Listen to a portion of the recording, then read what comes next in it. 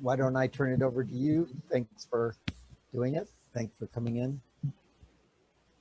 Alex Wayman, please introduce yourself. Yeah, absolutely. Thanks, John. Yeah, hey everyone, my name is Alex Wayman. I do social media for a lot of different purposes, so I'm really excited to show you what I have. John, I don't know how to present with Zoom. Is there, oh wait, share down screen. At the bottom, there's a share screen. And when you do the share screen, you should have the ability to pick the application window rather than the desktop, and that will let you have the Zoom open and have the application open. You can open up the Google Slides and show it there. Is that working for everyone? Yes, it is. Okay.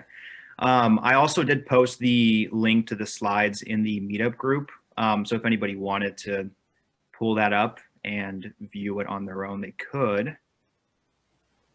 Is this still working? Yep, working great. Okay.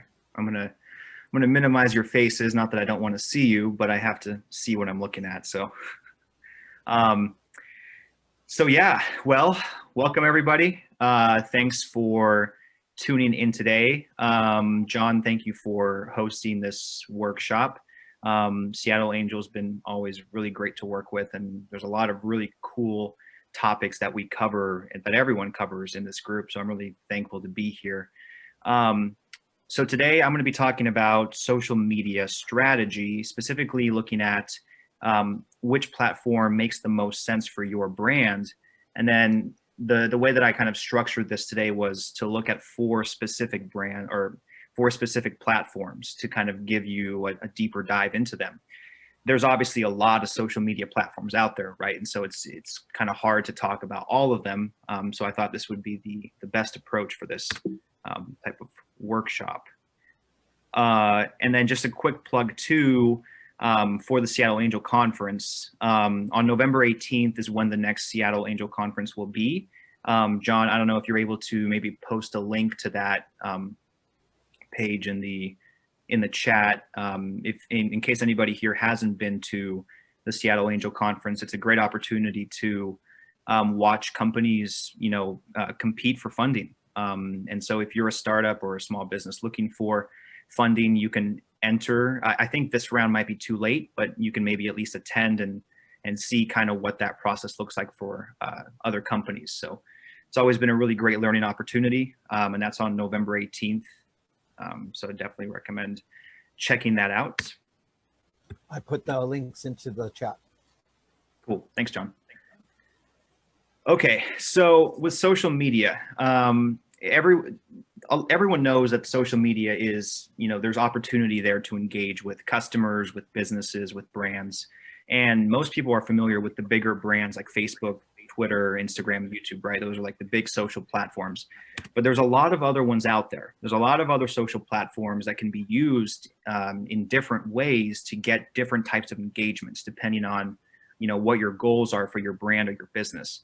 Specifically, some of the ones I'll be talking about today are Medium, Quora, Spoon, and Tumblr. And, if you have some experience with some of these social platforms, you might be like, really, Tumblr? Like he's going to be talking about Tumblr? Yeah, Tumblr is still very popular. I think in September 2020, there was like 290 million active users. So there's still a lot of use on these platforms. But the reality is that social media does change. And so just a quick plug for, I have a weekly newsletter that I send out every single Sunday, where I send out like the biggest changes on social platforms from that week, everything from the big platforms to the smaller ones, and what that change means for brands and businesses, and then how you can take advantage of that. And that's just a plug to where that sign up page lives. I'll share that later in the chat once we're done, but just putting that in there in case anybody's interested in that kind of follow up. Yeah, so a little bit about me, my experience, just so you don't think I'm just some random dude that John found somewhere. I work for Amazon Web Services, primarily on the Twitter team. So we partner with marketing and advertising, and really what we do is we sort of educate our community, right? There's so many moving parts within Amazon's infrastructure and ecosystem that there's just always new services being launched, always, you know, feature requests, always problems that arise. And basically what I do is I tweet from Amazon's account a lot, all day, every day. So that's where that, you know, background kind of steps into the picture here. I have a blog that I created. We get about 10,000 monthly readers. It's called Millennial Moderator. And with that, again, a lot of copywriting, and a lot of that copy goes onto social platforms, right? So our entire business model is getting people to come to our articles to read them for, you know, everything from banner advertisements to more of like the direct affiliate type sales. So we leverage social platforms to get those, you know, click-through engagements. I also do freelance social media for 10 brands right now.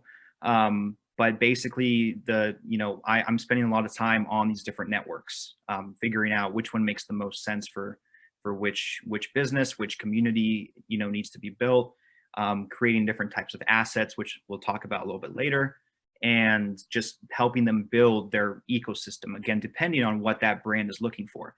Some business brands want to just build a community. Some actually want to make sales. Some want, you know, leads for B2B type engagements, right? So it kind of varies on what a business is looking for. And then I do have a background in music. I only put that in here because I think with social, because things change so much, there's a lot of creative innovation that goes into it. And so one of the biggest takeaways I want you to have from this today is that, you know, with these social platforms, because they're always changing, there's always going to be sort of that quest for figuring out how to creatively use a platform to, you know, get whatever your goal is, your conversion goal.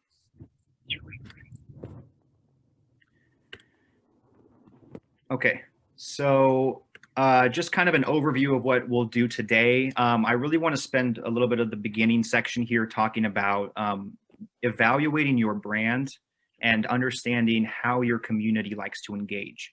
And I'll have a couple leading questions about that we'll talk about in smaller groups. But I think it's really important to start with this, because once we get a good understanding of what our brand's community is like, then we can start looking at platforms and saying, okay, how can we actually find that community on these different platforms, and how can we engage them? And then we're going to dive into some of the social platforms. So we'll start with Medium. And, you know, Medium is definitely a tool used for a lot of writing. So there's a lot of copywriting that goes into that. And some people may say, well, you know, I don't like writing, or writing might not be what my, you know, goals are with my brand or business, you know, and, you know, I would probably say that there's still opportunity for it to be engaged. And I'll explain why when we get to it. Quora, another really great site, really great for building thought leadership. And I'll show you some examples of, you know, how you can use it from a business perspective to get leads, to get customers. And, you know, Quora and Medium actually both have paid partner programs. So you can actually make money from both of these sites as well. So it's pretty useful. Tumblr, yes, still around. As I mentioned, I'll show you some examples of how you can use Tumblr to connect with customers, build a community. Tumblr is really good for pillar content, because you can create content from Tumblr and it can automatically get shared to a lot of other platforms. They have a lot of different integrations that you can use.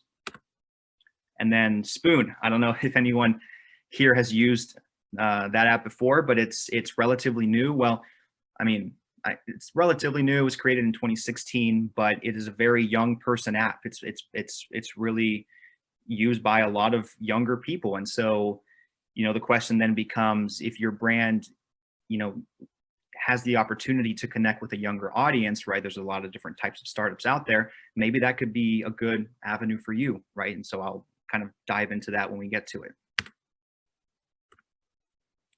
So the first thing we'll do, let's just talk about evaluating your brand, right? The most important thing you have to do is to understand your target customers.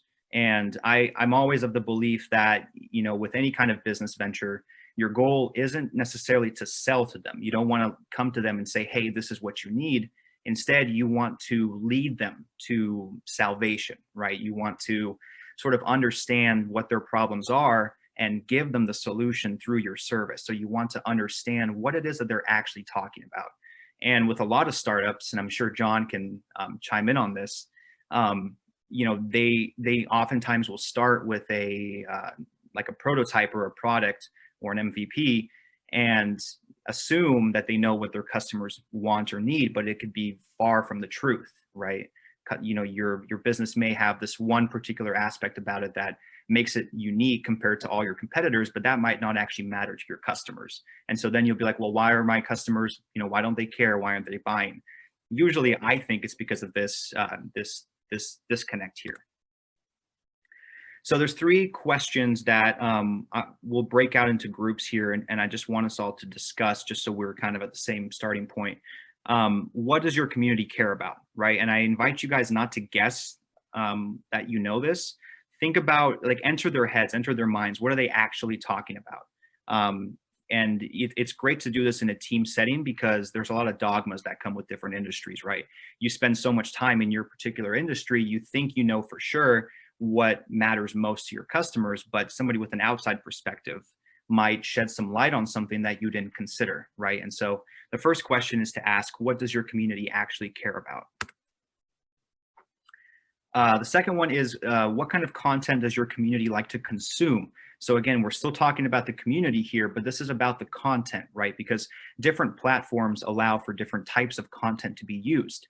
You know, for example, if your business is in the fashion industry, fashion is a very visual topic, right? You can't necessarily sell fashion, sell clothing through purely text, right? You need to have the visual aspects to it. And so based on that, you can then make some choices about which platform makes the most sense for you. Writers and readers, for example, they love reading text, right? You could, you know, if you have a book or something, maybe you could post a picture of your book on a coffee table with a nice cup of coffee next to it and some plants in the background, and post that on Instagram. But that's not really going to give any value into the context of the book to that particular community. But then I also want to kind of spin it and say, is that true, right? Because if we're approaching this from a creative standpoint, are there ways to leverage other platforms, or some of these platforms, in creative ways to give people different types of content about your product, based around your product or your brand? So this one's focused on the content that your community likes to consume already, or what they could consume. And then the last question is, how can your brand tell its story most effectively? So now we're not talking about the community. Now we're talking about your brand, your business, your product. How can you sell your brand most effectively, right? For example, if you have a virtual reality company, you know, it would be hard to sell virtual reality through just text, right? Because the whole experience of VR is immersive. So you'd want to have pictures, videos, things like that, right? So evaluating what your brand can do to tell its story most effectively is going to be a critical question to ask. So yeah, before we go into the platforms, I just want to do these little breakout rooms. John, if you can help me set that up, because I want us all to just talk about these questions just for a few minutes, just so we can sort of get into the mindset of understanding what our you know, community values are. How many people do you want in each breakout room? Let's see, there's 17, 4 or 5, I suppose. Okay. What's the question that you want them to address? They're right here. So here, I can post them in the chat. That'll help.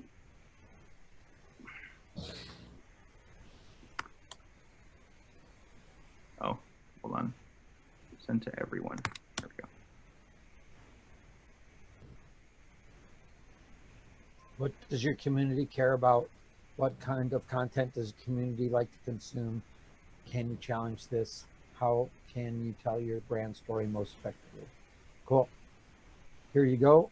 Everybody's in breakout rooms. You should be able to get in. We'll do this for 10 minutes. We'll bring you back at 12:40.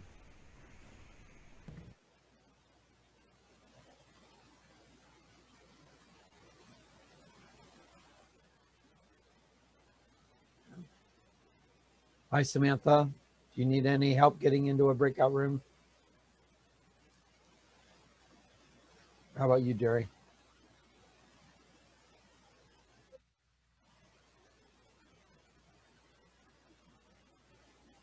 Hey, John. Hi, Elaine. Can you send me to a different breakout room? Sure. Which room would you like? I don't know. Just one not with John in it. All right. I know what he's going to say. Yeah.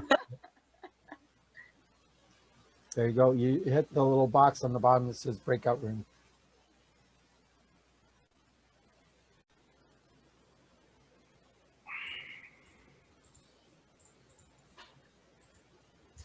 One thing, John, that I like about Remo that I don't think Zoom allows is the ability to hop between rooms.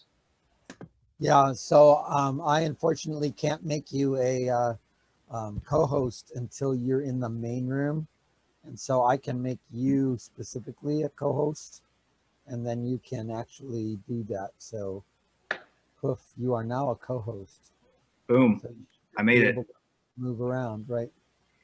So Right. yeah, so the mingling thing is an important question. Absolutely. Right. Okay. Well, yeah, I mean, I guess before we dive back in, did anybody have any takeaways from that breakout room? You know, the one I was in, we had some pretty good conversations. Did anybody have any questions about the questions or thoughts about kind of figuring out what your community actually cares about?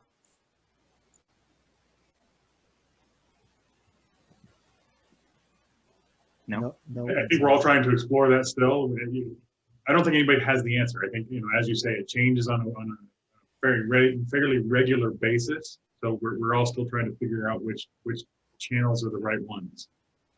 Right. So this is the place where I climb on my soapbox and talk about customer discovery. And if you've done your customer discovery efforts correctly, then you know your sub markets and you know the mechanisms by which they communicate about their problems. And if you haven't done that customer discovery, then there's now an opportunity to go back and jump into that discovery question of what do they talk about, what language do they use, and what are the 3 big problems that they complain about most often. And that likely will lead you into a narrative which tells you where they're at and what you need to say to have them hear you. Yeah, and you know, part of that too is it takes time. You know, Sonder in our group brought up a really great point. You know, he's relatively new in working with his customers, and so he doesn't really know for sure, you know, what they do care about. And so part of that is, you know, not selling to a community, but rather becoming part of the community and then understanding what their challenges are, or, you know, what they need and what you can solve for them, right? So take some time. Okay, yeah, so let's just go ahead and go to the next slide here. Yeah, so I want to go through 4 social platforms specifically, and, you know, kind of some strategies you can use to get the most out of these platforms. I thought, like I said before, I thought it'd be best if I sort of did a deeper dive into some of these instead of just, you know, sugarcoating a bunch of different platforms. I thought this would be more valuable for people because I truly believe that a lot of brands have, you know, opportunity to engage different platforms, right? Depending on their level of creativity, but then also how they engage their audience, right? One platform can be specifically for Q&A type stuff. One can be specifically for, you know, written content. One can be just for video, right? There's a lot of different ways to use these. So medium.com is the first example here. It's for brands who use written content. It's great for community feedback, thought leadership, which I'm under, my belief is that every startup is a thought leader in their niche, because they're obviously creating something that is meant to be better than what's currently being done in that industry. And so there's a certain amount of leadership that just comes with that inherently. And with Medium, you know, you can also make money. They have a paid partner program, which I'll sort of show you here in just a moment. So kind of the 4 main ways to use Medium for a business or brand. The first one is to create articles about your industry. It is an article publication website. So writing articles about topics in your industry is going to be really valuable here. I'll give you an example. The CEO of DistroKid, which is a music distribution platform, whenever they roll out any kind of new feature, the CEO types out this lengthy article on Medium that announces, you know, why they rolled out the new feature, or, you know, how people can access it, or what it's meant to do. And that always, you know, gets a lot of engagement. And it's a great way for people in the Medium space, which Medium is pretty diverse. You can get a pretty diverse community in there. There's professional people, and there's also hobbyists of different categories. But he uses it for, you know, feature updates. And through that, he actually also makes money through Medium, through their partner program, which is pretty smart. So that's the first way, is to write articles about your industry. Secondly, is to use referral articles to your website. One of our models with our blog that we do is we write an article on our blog, but then we literally copy and paste it into Medium, literally just plagiarize ourselves. Medium doesn't care, as long as, you know, the content is valuable and it isn't just a bunch of links. But that's a really great way, because not only are we tapping into the Medium community of getting money for the articles that are there, getting the community to engage, but also it's referring people to our website. So we get a lot of click-through traffic from Medium. Then there's also the ability to comment on other articles. Like any social platform, it's all about the community, right? So within Medium, you can go to other people's articles and engage with them through comments. So you can find, you know, articles written by people in your industry that maybe you disagree with, and you can go in there and argue with them if you want. Or, you know, if you support the opinion of one particular article, you can go in there and engage with them. And even the comments, you know, they support links. So you can, you know, if somebody writes about a problem they're having that just so happens your business solves, you can go in a comment and, you know, refer them to your business. And then Medium does have a partner program, so you can actually make money from Medium just from your articles, which can be supplemental income, I suppose, for some people. So just a bit of an overview more into Medium, right? So the articles do contribute to SEO. So when you write an article on Medium, it will show up in Google search results. So this is, I don't know, I have this thing here, but you can see what I typed in, my name, and then this topic.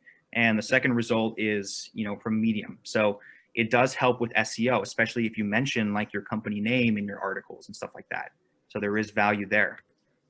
Backlink to your own site, it's okay, right? Like I just said, this image over here is just one of the articles we published somewhat recently, October 13th, where this is what we do in every single article. We just basically say originally published on, you know, this particular website, and people can click through and read the full article on their site. It's a great way to get traffic. We have hundreds of readers coming from Medium every week for sure. Comment on other user content, be a thought leader. So within Medium, you can search for topics. There's just a very easy to use search bar. You can look up for anything related to your business or your industry, and you can find the comments and leave comments. You can engage with other people's comments. You can provide links. It's a really great way, because again, the important thing to remember is that a social platform is meant to be social. So you're meant to, you know, do stuff with other people. So this is a really great way to get engagement. And then the Medium Partner Program. This is just a screenshot from earlier in the, I'm trying to get this thing to go away, earlier in the year or last year. And, you know, we never prioritize the partner program. It's not one of our main sources of revenue, but just from posting a couple articles a month, you know, we're able to generate some extra income on the side. And, you know, being, for example, a CEO of a big company like the DistroKid example, you know, his articles get thousands of readers and thousands of likes and engagements. I guarantee you he's making a pretty handsome chunk of change on the side of his primary business. So there's also a financial benefit to using Medium. So just kind of to wrap up, just some simple ideas for using Medium, right? Again, it's about that written content. Start your own publication. So within Medium, you can create sort of like magazines, like digital magazines, that you can name. You can give them themes and topics. and you can get people to write for you, right? You can invite people to write articles for you about your topic. You can form that community. Like you could have a publication specifically about, you know, finance, or maybe get more specific than that, right? Whatever your particular niche is within finance, right? So you can get very particular with that. And of course, it takes some time to grow these types of publications, but it's a great place to sort of harbor that community. And Medium's really great with distributing its articles to its readers. Second example is to write an article weekly about your industry and submit it to already established publications. So within Medium, when you follow a publication and you write an article, you can submit that article to get published on their publication. And some of these publications have millions of followers. For example, even with our blog, you know, we have our own publication, but sometimes we'll write articles and we'll send it to more established publications just for publicity, just to kind of spice up our ecosystem, if you will. And we often get those placements, and those lead to, you know, all the benefits, the revenue, the click-throughs to our website, right? And you can search for particular publications right within Medium. So that's another great strategy for using Medium. And then the last strategy is just solely go to other writers in your industry and engage with them. Just all about those comments, right? You can sell your services. You know, if somebody writes about a problem that they're having that your business just happens to solve, you can very easily leave a comment that gives them value and points them to your services. It's something that we do on a weekly basis, and it almost always turns into at least a discovery call or just a simple email for more information, right? And you know, it takes a little bit of time to do this kind of work, but it's there for those who want it, right?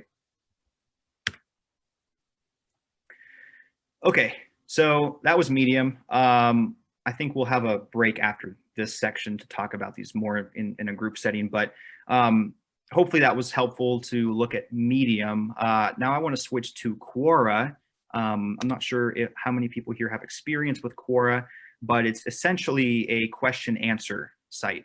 It's a place for people to ask questions and for people to give answers. It's really great for thought leadership. So if you are a CEO of a company, using Quora is a great chance for you to step into the conversations, you know, happening around your industry and become that thought leader, right? Tell people what you're doing differently and why you're doing it. Why should people pay attention to you? You know, what are those, you know, problems that your community is having and how are you solving them? And just like Medium, it supports backlinks, which means you can provide direct links to whatever content you want. And it also has a paid program. I know people that make full-time income from Quora, that they do nothing for work except for ask Quora questions. It's crazy. I would never want to do that, but I know some people who do. And I'll show you some examples of that too. So kind of overview of what the strategies for Quora are. Ask leading questions, right? With Quora, if you're the CEO or you have a brand you're representing, you can step into Quora and ask questions of the community that lead people to your solution, that lead people to find your company because of the type of question you're asking. It's sort of like I don't know, gaming the social ecosystem of your topic, right? So you can ask people what matters to them, and then through there get their responses and then point them to your business, right? It's one way you could do it. The easiest way is to provide answers with solutions. You can search for questions on Quora and about any kind of topic. You can filter it by date, when it was uploaded. You know, there's so many different search parameters, and you can provide people with answers. You can go in and let them know that this is something they need to pay attention to. The only caveat to this is that you should be careful, because this is a strategy that a lot of brands know exists.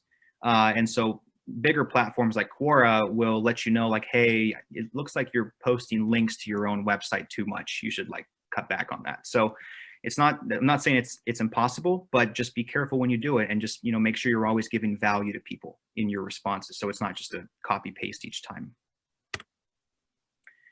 Quora does have an advertisement model similar to Facebook and all those other social platforms where you can pay for paid advertising. I personally have never used it, but I know people who do, and they swear by it. So, you know, if your strategy involves, or if you want to try some spend on digital marketing, you might consider Quora, especially if your brand, you know, has sort of like that thought leadership element behind it, where you are actively stepping in and saying, hey, I'm the CEO of this company. This is what we're doing to make things better. Check us out, right? So that may be a good opportunity for you. And then there's a partner program. So just like Medium, you can make money from Quora just by asking questions. So just some kind of overview examples, you know, which questions will lead users to your brand, right? These are just some examples of questions up here. I hope you can see them. I have like this Zoom window here, but you know, you can ask questions of these communities and have people contribute their responses, and then you can go in and let them know that, oh, you know, I was thinking about this, or, you know, it's just a way to facilitate conversation with the community. And you can also use this to discover what are the, you know, the problems that your community is facing. You know, we were talking with Sonder in our group. If he's not sure what exactly those problems are, you can go into Quora and ask that community those questions.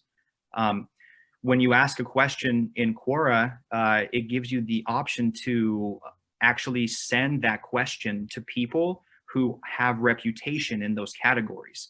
It'll give you the option to select up to 25 people, and you can directly send them that question, and they'll get a message that says, like, you know, this person asked you this question, you know, will you answer it? So it's a great way to kind of facilitate a conversation. Linking your solution in an answer. We do this with the blog all the time. I do this myself. So like, here's an example of, you know, somebody had a question about e-commerce and holiday revenue marketing type stuff. So I came in and, you know, responded to their question. I gave them value. It wasn't just a copy paste. And then I also said, check out these examples of how other companies have increased their revenue. And that's just a link to our article, to the article that we were promoting that week. So very easy way. And, you know, if you use like Google Analytics, you can track all those conversions. And we do have a steady, you know, amount of referrals that come from websites like Quora. And if your, you know, if your comment gets upvoted and that question gets popular, then anytime anybody looks up a question similar to this, they'll come across your answer. So in terms of like evergreen bookmark type content for the long term, there's a lot of value there. Quora's ad module, or just filter your results. This is what I usually do, is on this bottom right picture here, you know, you can look up for topics like startup funding, and then you can filter it by, is it a question? Are you looking for answers, posts, profiles? And you can filter it by time, right? And so there's a fair amount of, you know, you have to be careful with your keywords, and then you have to dig through kind of the content that you do get. But there's a lot of opportunity to engage with people who are actively asking questions about, you know, in this case, startup funding, right? And then you can refer them to Seattle Angel Conference or whatever, you know, you want to refer them to. And then the Quora Partner Program, just another supplemental type of income that I know some people like to tap into. This is from this past week. So some people are earning $1,100 per week just by asking questions. I think the partner program, anybody can apply. I don't know if there's really criteria, because I applied as soon as I created an account a few years ago and I just got accepted. I don't know if that has changed, but Quora will give you money if you ask questions that people care about. So another great way to not only, and you know, that all feeds back into the whole ecosystem, because if you ask a good question, you get the money, but then people will also find out about your business, right? And long term, from an SEO perspective, it will continue to generate you leads or whatever, you know, your particular comment or question was about. Okay, yeah, just overview for Quora strategies. Join the partner program and post. So they suggest 10 questions daily related to your industry. Once you join the partner program, they tell you that that's what they would like you to do. You don't have to, obviously, but that's, you know, that's if you want to really reap the benefits of the platform. Find questions asked by people in your industry and engage with them. Just like Medium, you have every opportunity to find the people that are talking about what your business is after, right? So go into those conversations and sell your service. And then, like I mentioned, inviting people to answer your questions. Quora allows up to 25 requests per question per day, which basically just means when you ask a question, you can send that question to 25 people in that particular topic of interest. Quora categorizes people based on what their profession is or what types of questions they're usually answering. And that lets you know that, you can ask, if you have a question about virtual reality, you can choose to send that question to people who actually care about virtual reality. So that's another great benefit of Quora. Okay, I talked for a lot, so let's just do another quick breakout. I'm going to send these questions in our chat, and I'd love to just have you guys talk about how you think these platforms, specifically Quora and Medium, could benefit your brand. I'm going to post the questions here, and yeah, John, I don't know how to do the breakout rooms. I'm trying to find it here. Oh, perfect. Okay, see you guys in a sec.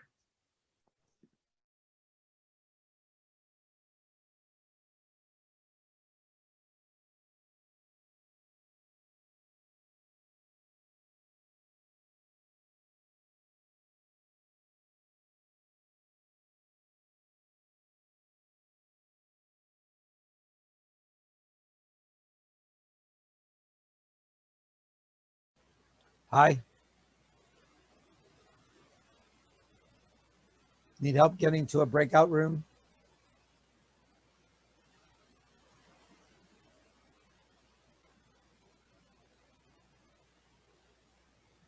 Where do you need to go? You're on mute.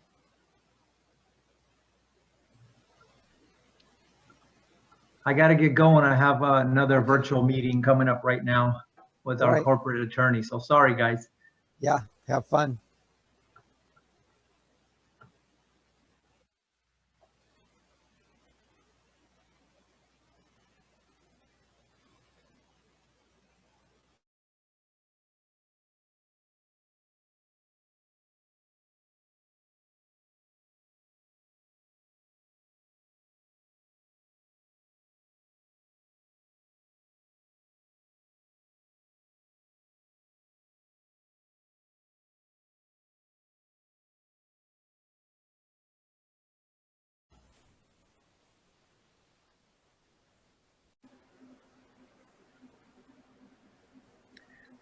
I wish I could have jumped around to all the other rooms. Oh wait, is this just a different?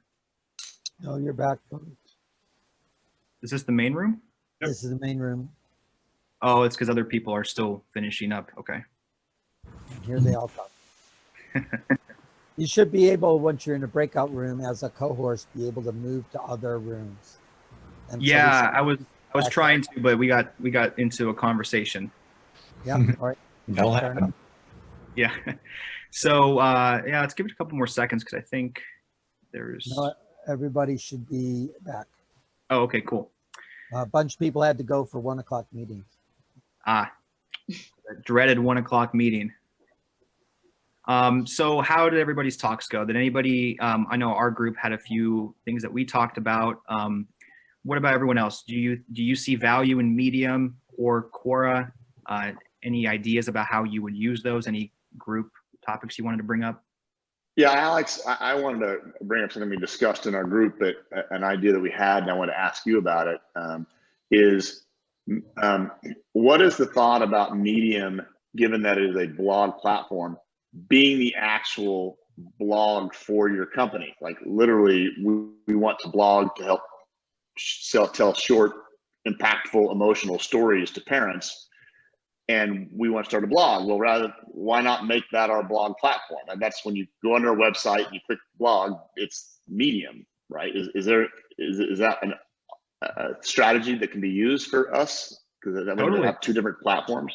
Yeah, absolutely. I know a lot of businesses that do that because Medium's user interface is so friendly and so easy to use. Instead of setting up your own blog, why not just use theirs, right? So absolutely. I think that's even what the DistroKid example that I mentioned in that slide, I'm pretty sure that's what they do. If you click their blog, I think it goes to their publication. Mm-hmm. So the disadvantage of that is that you then prevent the opportunity for having other stuff around your blog that engages them deeper into your website. And so you are minimizing the pathway to your other actions. And I would argue that those other actions are actually quite important to you. And so if you're doing a lifestyle business, yeah, okay, who cares? If you're doing a scalable business where your conversion funnel friction is vital to you, then I would argue against it pretty strongly. Yeah, you're right. I think that having it hosted on your own site, I mean, the reason we have our blog is because we post our articles there, but then also use Medium as like a supplement to the blog, right? We don't rely on Medium because we want to have all the traffic on our site. But you know, if blogging isn't necessarily your main target and you didn't want to have your own blog on your own site, you could still do it. I think you would still get value from it. But you're right, John, that you know, if you want to have stuff around you, around your blog for people to click on, it makes more sense for it to be on your site. But let's dive into that the other direction. So I put it on my site and I copy it to Medium. Doesn't that mess with my Google ranking? Say that one more time. If I put a blog on my website and I Xerox it on the Medium, doesn't that mess with my Google ranking and rank me lower because Google penalizes you for having duplicate content? I haven't seen that to be an issue. I think that becomes an issue if you do it in too many places. I personally haven't seen a decrease, and we do about 3 articles a week for the past 2 years, and it's been just fine. You could diversify your content on Medium to make it not exactly the same. That's one strategy to, I suppose, avoid that. But no, I mean, inherently just having that content in multiple places, as long as there are certain mentions of the same words and certain context being the same, it will help you. But depending, yeah, I haven't necessarily been flagged before for just copy and pasting that between those 2 platforms. I think if you do it in more than those 2 and just kind of always spam it everywhere, then maybe, but I haven't personally seen that. So hard for me to confirm or deny. Okay, cool. Cool. All right. Yeah, let me get this presentation slide up again. Okay. Cool. Okay, great. Well, let's dive into some other platforms. I have 2 more I want to share with you guys today, and then we can do some Q&A type stuff if you want. The first one is Tumblr. Yes, Tumblr is still around. September 2020, 292 million active users. So there's still a lot of people that use Tumblr. Tumblr is really good for brands that like to use a variety of content, because what you'll find with Tumblr is you can post almost any type of content. You can do videos, text, pictures. You can even do live Q&As. You can do questions like polls and stuff like that. It's great for building knowledge spheres around a particular topic of interest. So the first tip for Tumblr, it's really about getting creative. That's the main benefit. We use Tumblr for our blog. I use it for a couple music projects because it's a really fun platform to create unique types of material. So if your brand, you know, is anything to do with the creative world, you know, visually speaking or audio or anything like that, Tumblr is a great resource for you. The community there loves I think the whole platform sort of loves visual content. It loves things that are immersive in some way, that are eye-catching and stuff like that. So getting creative is the first tip. Then reblogging valuable content. Just like, you know, doing retweets on Twitter, on Tumblr, reblogging is the way to sort of, you know, give somebody a pat on their back and they'll pat you back, so to speak, right? If you reblog things, you can build ecosystems around your topic. So if you have, and I keep using virtual reality just because that's the one that's on my mind for some reason. If you have a VR company, you can create a Tumblr account, a microblog on Tumblr that is all about virtual reality. That sure, your business is the one that owns it, but you can build a community around topics within virtual reality. And people love to see reblogs on people's accounts because that gives them more value. People follow Tumblr accounts because it's encompassing some sort of idea. It's kind of like a combination of Pinterest and MySpace and I guess maybe like Instagram. I don't know, because you can do so many different types of content on there, it's really a unique platform. Tumblr relies on hashtags. You know, on platforms like Instagram nowadays, because they're owned by Facebook, they're getting really weird about hashtags. Like sometimes they can block you if you use the wrong ones. Sometimes the hashtags do nothing.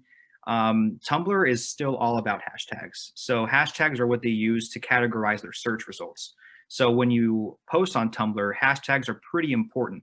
And Tumblr will actually tell you which hashtags are currently popular as you start to type them in. And I'll show you an example of that in the next slide.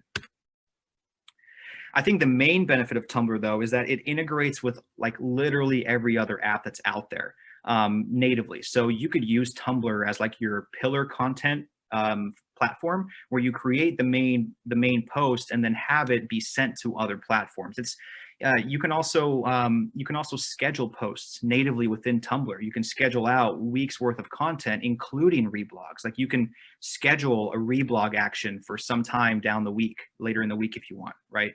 So it gives you a lot of management tools, and that integration, I think, is one of their main selling points. So just kind of some overview ideas for Tumblr. Research your community tags and post styles.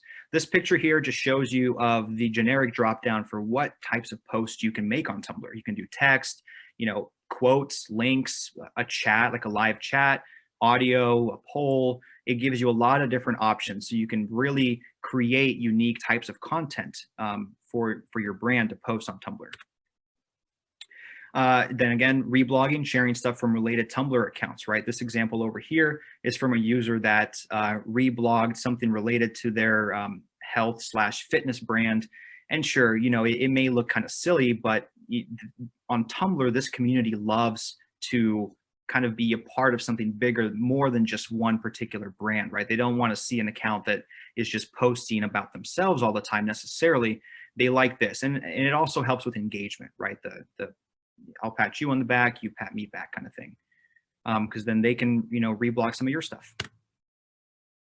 Popular hashtags. Like I said down here at the bottom, with Tumblr, hashtags are the name of the game, and it will let you know, what the popular hashtags are currently for whatever you're typing in. So it'll give you suggestions, and that is really helpful, I think, for because it'll tell you these as actively popular hashtags versus like on Instagram where, it'll tell you how many posts are made within a hashtag, but that doesn't really tell you if that's an active hashtag, right? It doesn't tell you that people are actively talking about it. And then the integration with other apps is so important with Tumblr. So this is just one screenshot of some of the tools that you can integrate directly with Tumblr. Pinterest is huge. I know a lot of fashion companies that will actually make their content on Tumblr and then have it automatically repinned to their Pinterest boards. Really great way to make their workflow easier because now they're engaging two platforms, but they're doing it from one, obviously, and scheduling all of that too, which is pretty nice. So ideas for Tumblr strategies. Again, Tumblr is really it's pretty diverse. So it's hard to say for sure that it's only for this type of brand or this type of business. I think there's a lot of communities on there that will appreciate a variety of topics. But it's really important to step into Tumblr with the mindset of the customer, the person that's actually engaged in your community, and what they would be, engaging on this platform. So if you are in virtual reality, you'd probably want to look up people that are talking about virtual reality for a particular purpose. Or maybe they're just gamers who, like virtual reality, if you have a game that you're trying to sell or something. So strategies, set up integrations for posts to auto post on other apps. Like I mentioned, it's big in fashion to post on Tumblr and have it go to Pinterest. That pillar content, that flow, that pyramid of content is really easy to set up through Tumblr, which is a really big selling point for a lot of people. Reblog other content that fits your topic. They might follow, reblog you in return. That's a strategy that I think exists on all social platforms, but for Tumblr, that is pretty important. Learn from accounts in your niche and direct straight to your landing pages. So with Tumblr, because you have the ability to post a bunch of different type of content in an actual post, you can provide direct links. You know, when you put a link in, it'll give you that thumbnail where you can see the picture of the website and anybody can click it. So you can, you know, drive people directly to your website, to your landing page, or to a sign up link or something like that. And I just had a quick plug here. We're having a workshop next week through my blog where we have the COO of this company called Palabra.io. They're from South America. They create email automations for landing pages, and they've been doing this for years. They're leading a workshop about how to set up effective landing pages, but then also how to you know, set up on the back end the mailing system for follow-ups and things like that. And they have a bunch of experience and will show, you know, what works and what doesn't, and why certain things work and why they don't. So I'll post a link to that in the chat once I'm done with this here. But that is definitely something I recommend. It's free as well. It's next, I think it's next Wednesday or Thursday. Okay, so that was Tumblr. Again, really diversified content. A lot of different people can use it. I suggest just getting on that platform and seeing what people are talking about. The last one is Spoon. And I mentioned this in a few of our breakout rooms. I kind of threw this in here as a just kind of a wrench in here just to throw people off, because not many people know about Spoon. It's been around since 2016. It has, I think, 10 or 20 million active users. It's relatively small compared to other platforms, but basically it's a live podcast app. So it relies on purely audio content. And you can create these different rooms, different like streams where people can tune in and listen to you talking through your phone. You know, or you can, you know, set up like a microphone and do Q&As, interviews, stuff like that. It is primarily for younger people. It predominantly, I would say, between the ages of maybe 13 and 21. So it's a pretty interesting group, to say the least. But that doesn't mean that there isn't opportunity there. I've actually had a lot of success in converting people from that, because of the fact that it is a really underground platform. The algorithms aren't as meticulously designed as they are on like Instagram. It's very easy to trend. It's very easy to get like organic people to listen to you in real time, which I think is so different from other social platforms. So some ideas for using Spoon, and I think you can actually use it from the web too. I think it's like spoon.radio or something like that, but I'll have to double check that. So some overview ideas for how to engage it: create themed chat rooms. You can create a room specifically about a topic that your business, you know, is involved in. You know, Elaine was mentioning that she works with finance and credit cards or debit cards for teenagers and younger people, right? So she could create a room about finance, you know. But I would suggest going into the platform and seeing kind of what the mood is that day. What are people listening to? What are they talking about? And then creating a room that's focused on that.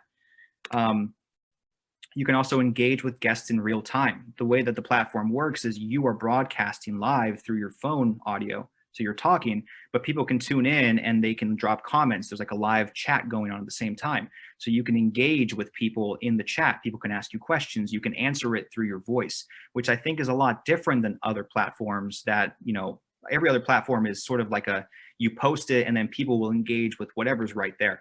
But with Spoon, it's live. So people will ask you questions and you will right then and there give them that answer or talk to them or whatever. You can also host live Q&As within Spoon. You can, it's just like a radio podcast. You can, people can call in to your chat and you can actually have a two-way conversation with somebody on their phone and you on your phone. You can host live Q&As. I don't know if there's any like video game streamers here or anybody who's in video games, but a lot of streamers, when they want to interact with their fans more directly, they'll actually, you know, post on their channels that they're doing a Q&A on Spoon. And then people will click the link, go to their Spoon podcast live stream, and they'll just talk to people directly, right? So it's a great way to host very immersive, in the moment type of conversations. And then drive people to your content. It surprised me how well the conversion rate was when I was literally just doing a podcast, just talking to people and telling them to go to, like, I wouldn't even type out my Instagram handle. I would just tell them what it was. I would spell it out and they would look it up actively. I think the community is still so young and so fresh that it's the people there are more interested in learning about the people that are using this application, is what it feels like to me. So you can drive people to your website, to your landing page. You can get feedback from people about your business. You can ask, if people would be interested in this, or you can ask for feedback. There's so many different ways you can spin it. Yeah, so 10 million users in 2020, 2016 launch.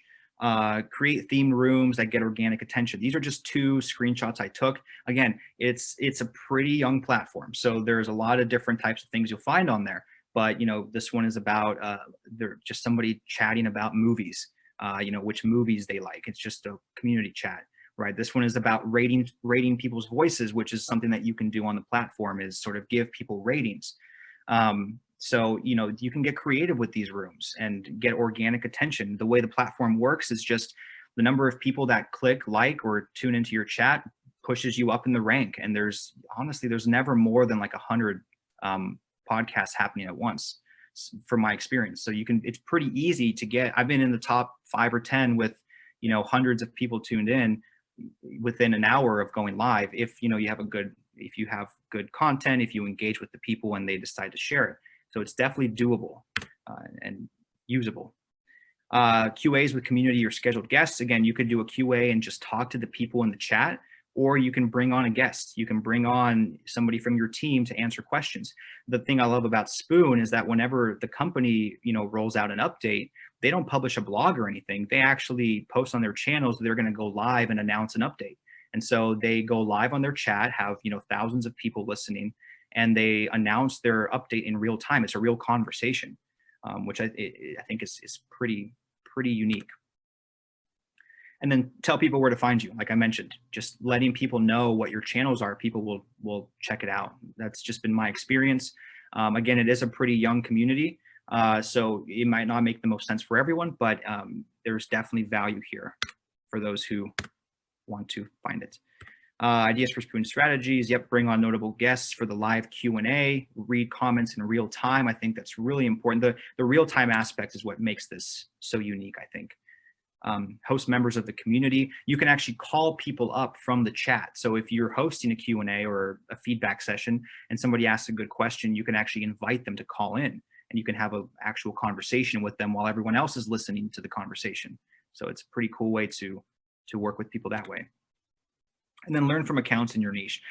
This one might be kind of tough because the accounts, again, it's a pretty young user base. So it's kind of hard to tell what people represent. Sometimes a lot of the stuff you'll find on there is just people just having fun, just talking about random things, talking about music. But that is a ripe community for a brand that, is looking for a younger demographic. So there's tons of opportunity here. Okay, well, that's pretty much it for the formal part of this.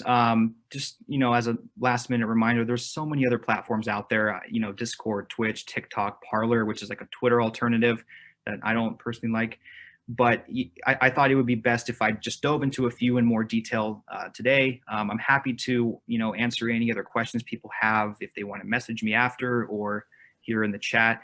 There's so many platforms out there and you can use them in so many unique ways. It's about creativity and it's about understanding what your community values most, what kind of content they consume and what they find important to talk about. Last minute plug, again, I do have this, this social story newsletter, which I'll send a link to in the chat in a moment, where I send a weekly reminder every Sunday, where I gather the latest news and social media from that week. So like what's new on Instagram, why that's important, and what you can do to take advantage of it. Every Sunday, I'll post a link to that as well. Yeah, I think that's it. So thank you very much, Alex. I appreciate that a great deal. There were a couple of questions that came up in the introductions that I want to make sure that we address. Let's do it. One is, I'm doing this work on social media, but it doesn't produce results. So can you talk a little bit about how I get from motion to momentum, so that I can actually be effective at my social media instead of just blathering out into the darkness? Yeah, well, I think it depends. It depends on a lot of things. It depends on obviously which platforms you're currently engaging. There's a series of analytics tools that can be used on some platforms to look at that information. I think being clear in what your expectations are is very important. Some people know they need social, but they don't know exactly what their conversion goal is. But then a lot of trial and error, because social changes so much. If something isn't working, change it up. Try engaging with people a different way.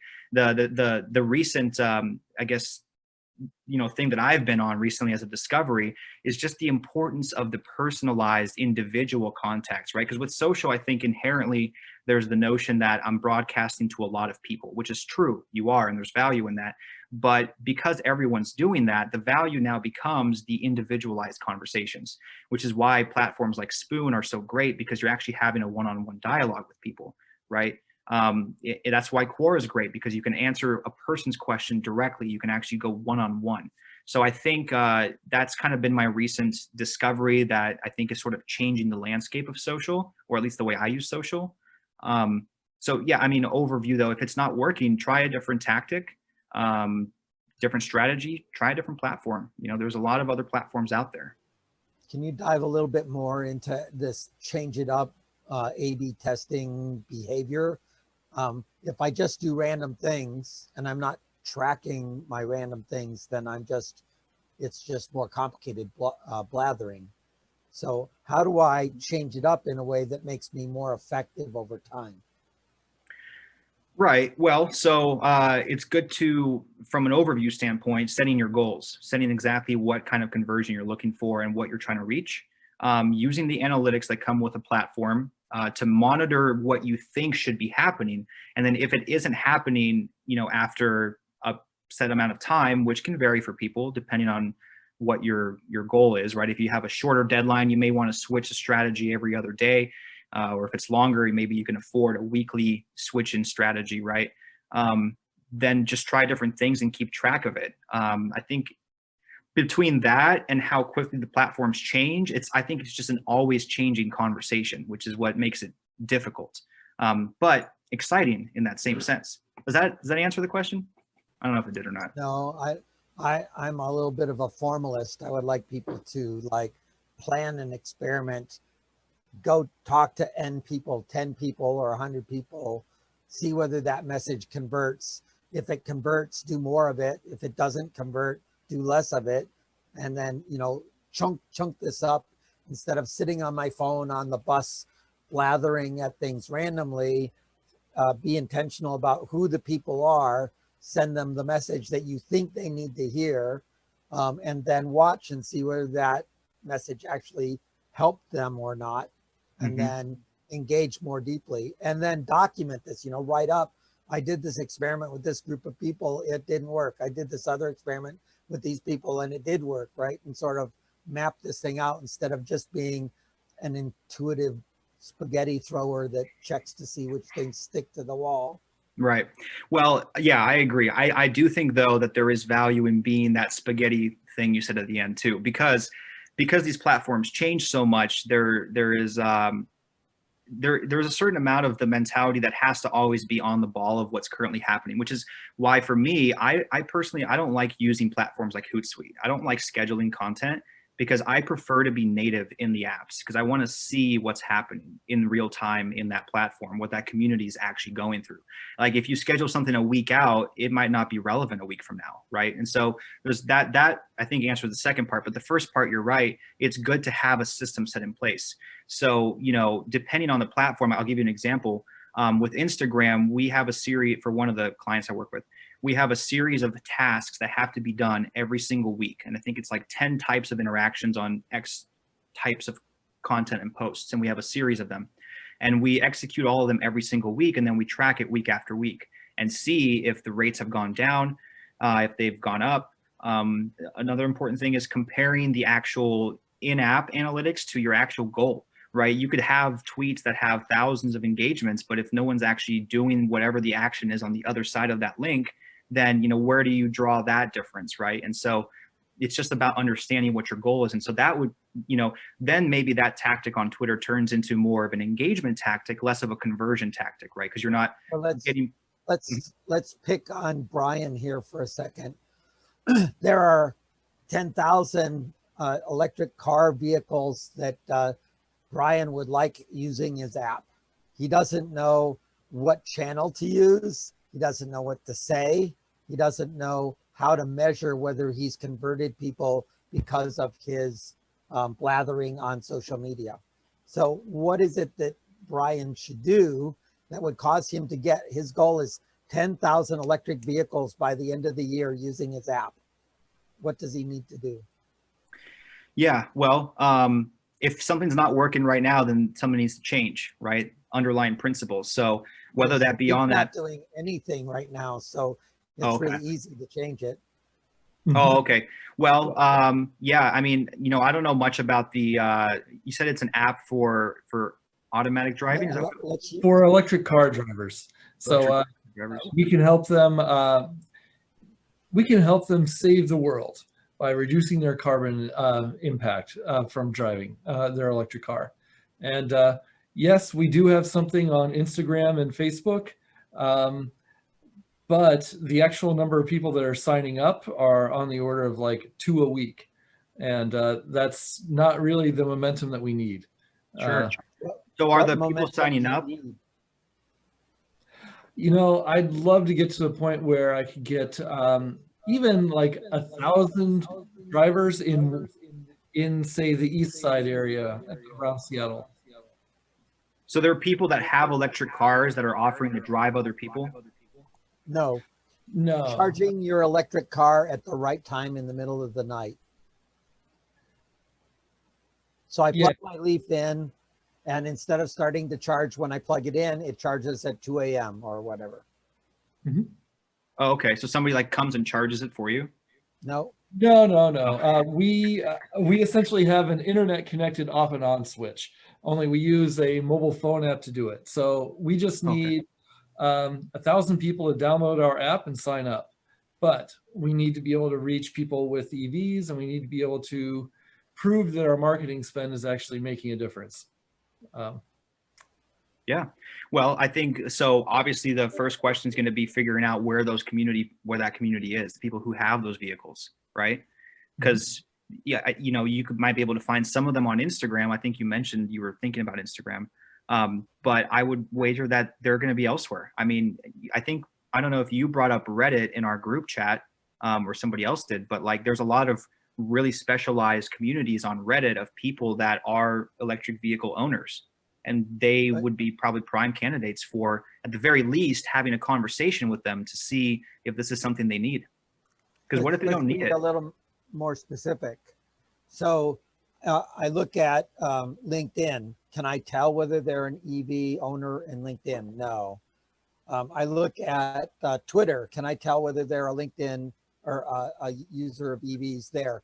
Almost, right? Because they might say something in their content. Right. So you could filter on content there. Mm-hmm. I go to Facebook, and actually Facebook will try to discover what you care about, and it might actually be possible to direct a specific ad to specific people. I go to, and there might be a Facebook group about EV, right? I bet you there is. Although, There are. And I go to Instagram, and I can work on Instagram to figure out whether or not they're looking at pictures of electric cars or not, right? And so you can go through each channel and see, how do I know if they're in the group or not in the group, right? And there's 3 groups: those that don't care, those that are interested but are not participating yet, the wannabes, and the ones that have committed already and are your target, right? So you want the last 2, not the first one, right? So in my mind, this is an opportunity for content. You go and you hire a content guy to build a website that is a Instagram picture of all the electric cars and some data set about those cars. And then you track who comes to that thing, or a blog that does a comparison of electric cars, of why Tesla is better than, you know, the new whatever, right? And just the content. Or better yet, if you don't want to buy that, then go find somebody who's already done that and build a partnership with them so you can get some kind of information flow about that and follow them. So if you find somebody who is a blatherer on Twitter about electric cars and doesn't do anything but blather about electric cars, everybody that follows them cares about electric cars. And then you get their Twitter addresses, and then you figure out what their website is, and then you figure out what their LinkedIn is, and you figure out their broad breadth of their social media, where they're spending time, and then iterate on each of these groups about where they are. And it's back to the personal, right? This one person said, oh my God, about something. And then you follow their links to find the other people that care about that, oh my God, as well, right? Yeah. And so well, now and Brian, you mentioned you have customers already too, right? So, maybe figuring out what the similarities are there between those customers, in what position of their lives or their experience with being an electric vehicle owner drove them to making this decision to use this application. Was it a pain point, or was it purely for discovery? Were they just curious if it worked, right? Because I think in my head, having no experience in this industry, I would wager that some people maybe don't care about this. Some people don't necessarily think about the charging. I don't know though. I don't have an electric car, so it's an assumption. But if you have already customers, you probably have some ability to separate them into what makes them your customers. Why did they come to you? And I'm sure maybe you've already done that, right? Well, what's fascinating is we have an app that asks people a little bit of information about where they live, but we don't have any good backgrounds on most of these people. We can infer that a lot of them are a little bit older and a little bit wealthier. You have their email. Yes, we do have their email. And so we could. From your email, what can you discover from their email? Can you figure out what their LinkedIn is from their email? Can you figure out what their Facebook is from their email? Or at the very least, maybe just, if you feel confident enough, email them a survey about their experience with the app and get some more of that info, like, how did you discover the app, or how long have you had an electric vehicle for? Or invite them for a virtual coffee and engage them in something that will make it go and figure out. And chances are they probably know somebody else who has an electric vehicle. And that word of mouth is going to be so powerful. It's probably the most effective form of marketing is the referral from people that you either trust or from strangers, ironically, but like a direct one-on-one connection. So typically, even in modern day, 70% of the flow of customers into your stuff is word of mouth. And so you have to provide people with something to say about you. And everyone's stuck at home. They miss being talked to personally. So they will love you if you reach out directly. But that was a great question.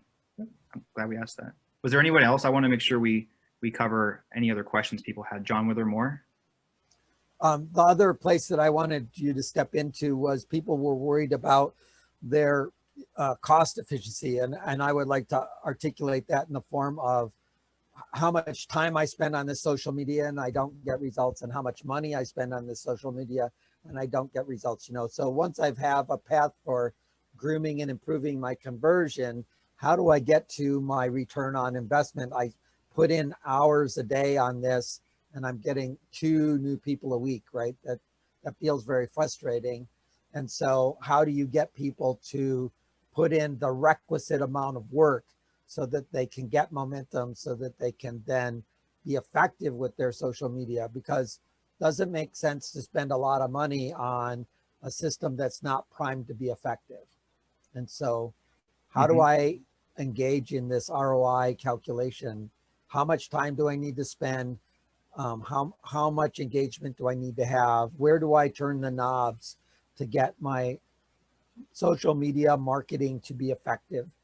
And let me put in my little soapbox talk of being effective to build community is a different thing than being in a sell model. And I don't believe in the sell model. So I'm not talking about how do I get sales for the sake of sales.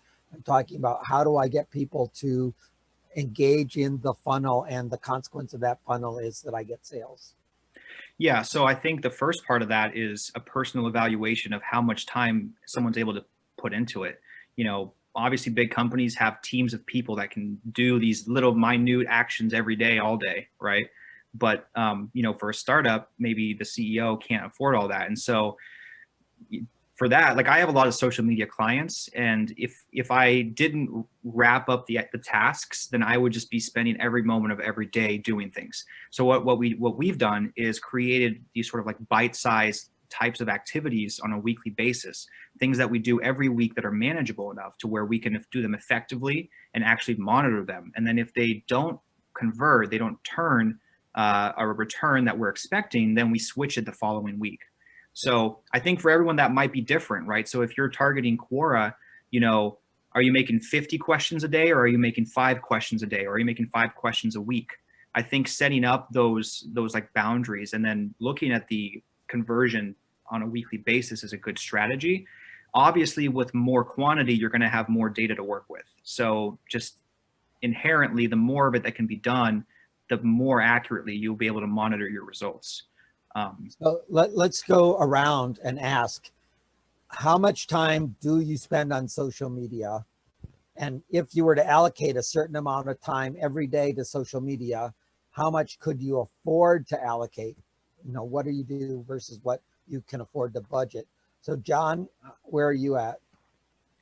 Right here. No, the other one. John. John Riley. All right, so I don't spend a whole lot of time on social media at all. Maybe a little bit of time on Reddit if I'm doing anything, but I've pretty much avoided Facebook for the last 5 years, 6 years. But social media is like 25 different apps, and I'm Yeah. sure you're actually on them. You're just not being intentional about it. How Correct. much could you budget in your marketing budget of your money and time to do marketing for your company with social media? So we're actually, I could probably budget, you know, half hour a day, but then I'm also looking at bringing in virtual assistants to help me do those more consistently. Yeah. Yeah, So, I have a virtual assistant just for that very reason. yeah. So half hour a day. How about you, Sander? Around 2 hours a week, I think. And I also have a content writer, so I'm just checking the content and providing the images. Yeah. How about you, Christian? I really only use social media to promote my podcast. 20 minutes a week-ish. I do run some social media ads, but those are dialed in pretty well. So about weekly, I'll spend another 30 minutes to review ads and make sure everything's working properly. And do you have the volume that you want in terms of number of people coming in, and is your conversion rate reasonable? Yes, I do. And a majority of, I'm in a really interesting position. So my podcast, I thought was going to be a good tool to get more clients and convert, but it's actually turned into a networking resource, and it's allowed me to connect with people that I can then provide more value to clients. And the current clients that I have now have more so turned into a referral machine. And then I kind of work that, work ads towards my podcast, running ads for my podcast to get more listeners. So yeah. Okay. It Hey, is Christian, working. I didn't see you tune in. That's awesome. Good to see you. What's up? And that's actually a great strategy. And John, you know, we've talked about this before with the Seattle Angel Conference. You know, we do open coffees every Tuesday.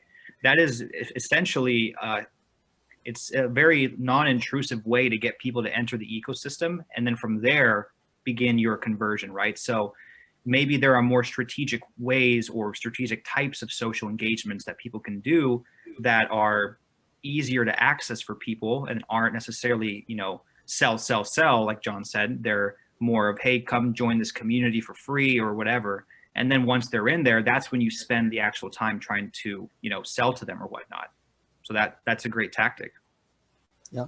Ryan, how about you? How much time can you spend? I've actually got a marketing person that we've hired for this. They're doing maybe 10 hours a week or something like that on producing some content and then pushing it out to Facebook and Instagram. And So let's see, using my magical engineering salary model, that's 100,000 a year. So divide by 4. So I'm spending 25,000 a year on just getting that stuff done with that person's salary. And so what level of efficiency needs to be happening for that to be worthwhile? We need to be getting more than 2 users a week signing up to the platform. I'll tell you that much. And so, Right. Good. Yeah, we don't actually know what our customer acquisition cost is going to be, and so that's we're experimenting with how to figure that out right now. And right now, it's not looking great. But you know, there's other approaches to do the outreach, and maybe we can tweak our messaging somehow. And maybe so as Alex was saying, you know, Meetup and doing the open coffee and doing the different workshops ends up being the top of the funnel for the Seattle Angel Conference. And that's an opportunity for you as well, right? Do the open coffee for EV owners. Be very broad at the beginning, get the person-to-person relationship like Christian was talking about with his podcast. And then from there, use that as a mechanism for people to talk about you. Tatiana, how are you doing in terms of your time budget and money budget for social media? Well, I think part of my problem is consistency because, like, you know, last time, a few months ago, I ran in Instagram and Facebook campaign myself. And I spent a lot of time, you know, working on creative, learning the platform, and then, you know, experimenting. Then I didn't kind of get the results that I wanted. I kind of give up. And now I'm going to work with a company in Ukraine to help me with mechanics. But I think my task would be is to really like monitor all the analytics and, you know, see how we perform. So how much time and how much money are you willing to allocate for the next 3 months to do something every week for the next 3 months? Just to set up a rhythm. I think probably like 1,000 per month and allocate to those ads. And after that, we need to evaluate, you know, the performance and the whole unit of economics that you refer to. Yeah. Okay, thank you. Dalton, how about you? So me and my co-founder are probably putting in 5 to 10 hours each week into social media now. This quarter, Q4 for us, is try a broad array of different efforts, including down to making QR codes and posting them. And we're starting to try to automate via content writers and some content curators to see how that goes. And then we have a bunch of performance indicator goals that we want to hit by the end of the year. Based on what we hit, then for Q1, we're going to tailor on how much time, effort, and money we want to put into each one. QR codes is interesting. Where are you putting QR codes? So being around Cap Hill all of last year in Seattle, we saw tons of all sorts of like organic advertisements for music, events, stuff like that. So we want to try our hand at that and see if we can make some capturing, exciting thing that gives people a reason to scan the code. Nice. Yeah, my thought was I've tried that before and it was okay.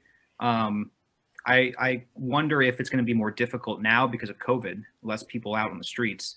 But Cap Hill is a pretty busy area, so it might be okay. But yeah, that's interesting. I hope that goes well. Thank you. If I had a QR code on my background here, could you scan it and then get it off of my my Zoom coffee? I think so. Yep. That would be an interesting experiment to run. That'd be cool. Yeah, you could post the Seattle Angel Conference QR code right there. And yeah, we need to think about that. I will think about how to do that. So John McIntyre, how many hours a week and how many dollars on social media can you budget for the next quarter? So for the next quarter, I can budget an hour a day. And quite frankly, this is critical to us, which is why I'm here. And I really, to Alex's point, like in an hour a day, it's not enough to do what we need, everything we need to do, which is why we're also going to start dedicating some capital to this, $5,000 a month at least for us to start getting some insight. The first hire we're looking to hire is actually a person who does this, but we'll probably start, as you mentioned, John, crawling before we walk, start doing it ourselves to really understand what's going to be impactful, which is why we're here. It's critical for our virality. Yeah, virality is very important. And that's why, you know, when John brought up the whole throw spaghetti on the wall scenario, that's why I prefer to be native on platforms, because there's always the opportunity for that virality to happen. But it requires sort of tapping into the social flows of these different networks, right? I mean, TikTok is a great example, right? It's relatively easier to go viral on there than it is on other platforms because it's still pretty new. But it requires being aware and constant and aware of like what's happening on the platform, right? So right with you on that. So Emmanuel, how about you? How much time and how much money can you budget for the next quarter on your social media? Maybe he's driving and can't touch his mic. So gathering that together, you know, most of the people were ranging between a half an hour to an hour a day. So if I were to budget a half an hour to an hour a day doing stuff, how can I do stuff that moves the needle in that amount of time? And specifically, you know, in John McIntyre's case, you know, if he moves the needle enough, he hires a person to do this more, right? And you can make this go faster, right? And if he doesn't move the needle, then he's going to be sitting in the swamp for a while, struggling with it, right? And so it's really vital for startups at the early stage to figure out how to take this rare amount of time that the CEO has to give to take you then into something that's moving the needle. Does he spend time writing complicated blogs and post one a month? Does he blather on Twitter every time he goes to the bathroom? What's the thing that has to happen to move the needle? Yeah, with that limited time frame, you know, depending on how much experience somebody has with certain platforms, maybe they've seen something work and something doesn't. I would probably say 1 or 2 platforms is what you should start with, and then set up a weekly monitoring system for evaluating if that's working. And you know, I would say maybe 3 or 4 weeks of trying different things on one platform, and then maybe trying a different one. But a lot of that too, and because I don't really know for sure which industry everyone's in, a lot of that can be sort of weeded through early on by finding a platform that supports the community that that particular business is targeting, right? Like it wouldn't make much sense. I think Brian was the electric vehicle, right? There are some communities that probably wouldn't make much sense for him to engage. Primarily because he wouldn't be able to even find the communities like specific enough for him. Like Reddit would be a great community because there's a specific community that only talks about electric vehicles. Instagram, it's hard to find those people, like John, you said, and same on Twitter, because sure, they may have it in their bio, but I mean, what if they just support electric vehicles? What if they are wanting to buy one, but they don't actually own one? Or what if that actually means that they hate electric vehicles? You know, it's so hard to differentiate that. So I think understanding where your community is most present will be a great starting point. And then setting up these weekly, you know, tasks and monitoring their effectiveness and changing them is going to be the best strategy with limited time. I'm curious, has anyone here read Contagious, Why Things Catch On? I think I have. That's probably the #1 book I can recommend to everyone here, since we're talking about social media marketing. That book is going to give you like really good results in terms of deciding how you're going to go about running specific types of social media campaigns and the way you're going to develop and create content as well. That and Influence as well, the book Influence. That one, both of those books I think are like key books when you're talking about social media marketing specifically, because they all play into the psychology of why people want to interact with content or even interact with your brand. So Christian makes money from affiliate links on Amazon. So great plug right there. That's perfect. If you do have that, if you have the link, send them. Let me see if I can get it. We're coming to the end of our time slot, so I want to respect everyone's time and end on time. The Seattle Angel Conference meetup group that you are now all part of is part of our sales funnel for the Angel Conference. we run a lot of workshops on that. We will continue doing the Tuesday or the Thursday noon free workshops all the way into December. We will start in January with our paid workshops on Tuesday nights for those people that are trying to seek outside money to see whether that's meaningful or not. Please go to the Meetup group and see what the topic is. Next week is a discussion about accounting, what you need to do with your accounting for your business so that you have your financial discipline in place. So we'll move around a little bit in the topics to try and help businesses be stronger and help investors be wiser and try and get that going. So thanks for coming. Please let us know if there's any way we can help you. And we do this open coffee every Tuesday morning at 8:30. So if you have any arbitrary open coffee question, feel free to drop by. We are very active in that process. So thanks so very much. Thanks, guys. Thank you very much. Bye. Bye-bye.